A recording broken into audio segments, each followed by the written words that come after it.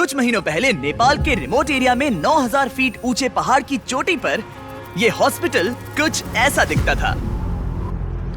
इतनी दूर रहने की वजह से इस कम्युनिटी में बिजली नहीं है, मतलब स्थानीय डॉक्टर्स अच्छे मेडिकल इक्विपमेंट तक नहीं पहुंच पाते और अक्सर उन्हें सिर्फ टॉर्च और बहुत ही बेसिक टूल्स का इस्तेमाल करके अंधेरे में सर्जरीज और कॉम्प्लेक्स मेडिकल प्रोसीजर्स परफॉर्म करनी पड़ती हैं। बेहतर देखभाल की जरूरत पड़ने पर एक बेहतर मेडिकल फैसिलिटी तक पहुंचने में घंटों लग सकते हैं। इन प्रॉब्लम्स की वजह से कई मौत और मिसकैरेजेस भी हुए हैं। तो हमारे long term partners give power, जिनके साथ हम अपने पिछले 3 फिलैंथ्रोपी वीडियोस में काम कर चुके हैं, उन्होंने डैन और डैरेन को इस समस्या का हल ढूंढने में मदद करने के लिए खोलोग्विन की यात्रा पर चलने को कहा, जहां उनका धूमधाम से स्वागत किया गया पृथ्वी पर सबसे खूबसूरत जगहों में से एक में।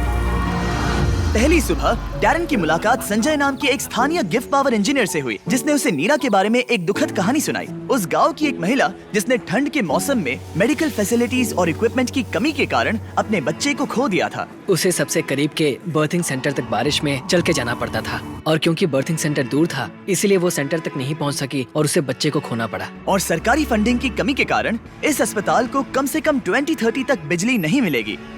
अगर अस्पताल अच्छी बर्थिंग फैसिलिटी के साथ चालू होता तो फिर मामला पूरी तरह से अलग होता। डैरेन जानते थे कि हमें जल्दी कुछ करना होगा ताकि ऐसा दोबारा ना हो, तो वो मेलिसा से भी मिले, ग्रीन प्रोग्राम की फाउंडर जो इस विशाल प्रोजेक्ट को पूरा करने में मदद करने के लिए ढेर सारे स्टूडेंट्स और वॉलंटियर्स को लेकर आई। जब मैं छोटी थी मैं मलेशिया में अपने परिवार से मिलने गई। वहाँ मैंने पहली बार समंदर देखा और समंदर तट से जुड़ी चट्टानों को देखा और तब मुझे पहली बार यह एहसास हुआ कि अगर हमें लोगों को प्रकृति की खूबसूरती दिखाने का मौका मिले तो ऐसा करके हम उनके अंदर ऐसा भाव जगा सकते हैं कि जिनसे वो भी प्रकृति की रक्षा करना चाहे। तो हमने अनिवार्य रूप से दुनिया भर से ऐसे छात्रों को लिया है जो सच में अच्छा प्रभाव डालने की परवाह करते हैं और आने वाली पीढ़ियों का परिचय दुनिया की खूबसूरती के साथ कराने में सक्षम होना ऐसा तरीका है जो वाकई में दुनिया को बेहतर जगह बना सकता है। संजय और मेलिसा से मिलने के बाद डैरेन काम करने के लिए और भी ज्यादा इंस्पायर्ड हो गए थे। हम सोलर पैनल्स और बैटरीज लगा रहे थे ताकि अस्पताल को बिजली मिल सके। साथ ही इस कम्युनिटी की सेवा के लिए हम उन्हें इक्विपमेंट्स दे रहे थे जिससे एक सेफ और मॉडर्न बर्थिंग सेंटर बन पाए। ठीक है, हम पहले दिन के लिए तैयार हैं। 3, 2, 1 फिलैंथ्रोपी। टीम काम पर लगने के लिए बेहद एक्साइटेड। ये कंप्लीट करने के बाद हम यहाँ पर खोदेंगे। चलो चले। पहले दिन के अंत तक टीम सारी खुदाई और वायरिंग का काम पूरा कर चुकी थी।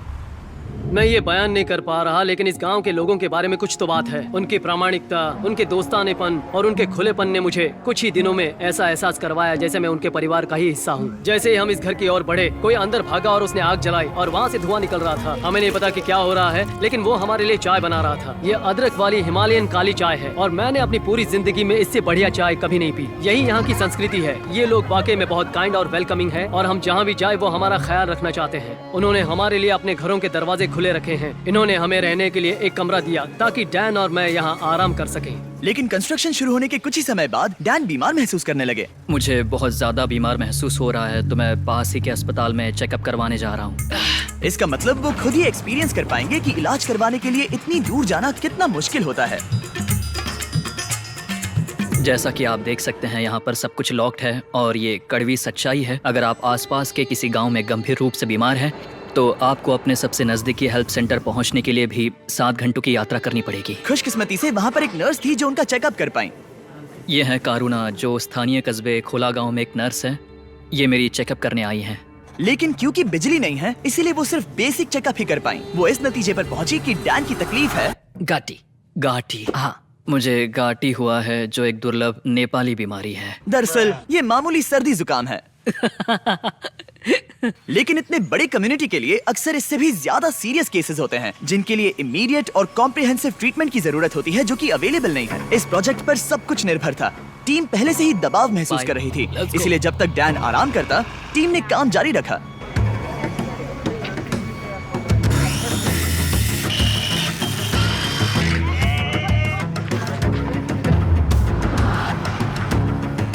अब जब सपोर्टिंग स्ट्रक्चर तैयार हो गया था हमने सोलर पैनल्स लगाने शुरू कर दिए थे। संभल के, हाँ, आराम से।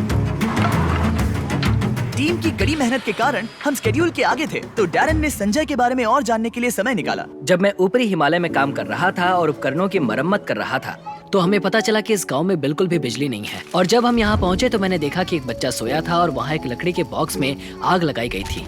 और मेरे दिमाग में अचानक आया कि इस तरह के उपकरण हम भी बना सकते हैं। और उसके बाद मैंने यहाँ नेपाल में एक टीम बनाई और फिर हमने एक बेबी वार्मर बनाया और हम इसे नेपाली में न्यानो न्यानी कहते हैं, जिसका मतलब है एक गर्म बच्चा। न्यानो नानी इतनी सफल हुई कि इसने यूएसए में पीपल्स चॉइस अवार्ड जीता। मुझे लगता है कि ये मेरे लिए एक सपने के सच होने जैसा है, क्योंकि मेरा लक्ष्य इस तरह के वार्मर का निर्माण करना और लोगों को जागरूक करना कि इस तरह के रिमोट एरियाज में हॉस्पिटल्स का क्या महत्व है। सिंपल मेडिकल इक्विपमेंट से जान बच सकती है, ये समझने के बाद डैरन ने 10 और बेबी वार्मर्स खरीदकर संजय को सरप्राइज किया, जिन्हें वो इस तरह के बाकी कम्युनिटीज को डोनेट कर सके। संजय, मैं तुम्हारे पास से 10 और बेबी वार्मर्स खरीदना चाहता हूँ और तुम इन्हें जिस भी हॉस्पिटल या कम्युनिटी में बांटना चाहते हो वहाँ बांट सकते हो। तुम्हारा बहुत बहुत शुक्रिया डैरन, ये मेरे और मेरी टीम के लिए बहुत मायने रखता है। Thank you so much. सिर्फ एक दिन बचा था, हम कंस्ट्रक्शन पूरा करने के बहुत करीब थे और पूरी टीम आखिरी सोलर पैनल पर साइन करने के लिए एक साथ आई।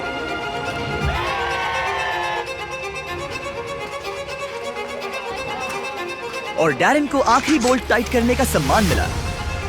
हमने मिलकर बिना बिजली वाली इस टूटी हुई बिल्डिंग को पूरी तरह से एक अस्पताल में बदल दिया, जो इस कम्युनिटी के 16,000 से अधिक लोगों की सेवा करेगा। मैं इस बात का बहुत आभारी हूँ कि हम यहाँ आ पाए और उन्हें एक उपहार दे पाए जो इन लोगों के लिए और आने वाली इनकी पीढ़ियों के लिए एक सार्थक बदलाव लाएगा। अब रात होने के करीब है और समुदाय को सरप्राइज करने का समय आ गया है। मुझसे और इंतजार नहीं हो रहा।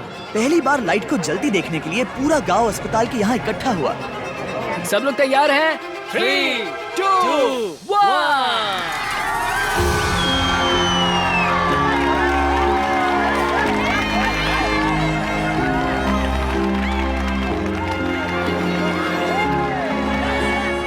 किसी कम्युनिटी में पहली बार रोशनी जलते देखना एक बहुत ही खूबसूरत एहसास है और इससे इस समुदाय के साथ शेयर करने में मुझे बहुत अच्छा लगा। अगली सुबह संजय ने नीरा को वापस अस्पताल बुलाया ताकि वो उसे अपने बेबी वार्मर्स के साथ सभी नए इक्विपमेंट्स भी दिखा सके। आज उसके अंदर एक उम्मीद जागेगी कि जिस दौर से वो गुजरी उससे किसी और को कभी गुजरना नहीं पड़ेगा। वो इस बर्थिंग फैसिलिटी के लिए बहुत खुश है। वीडियो देखने के लिए शुक्रिया। चैनल को सब्सक्राइब करें।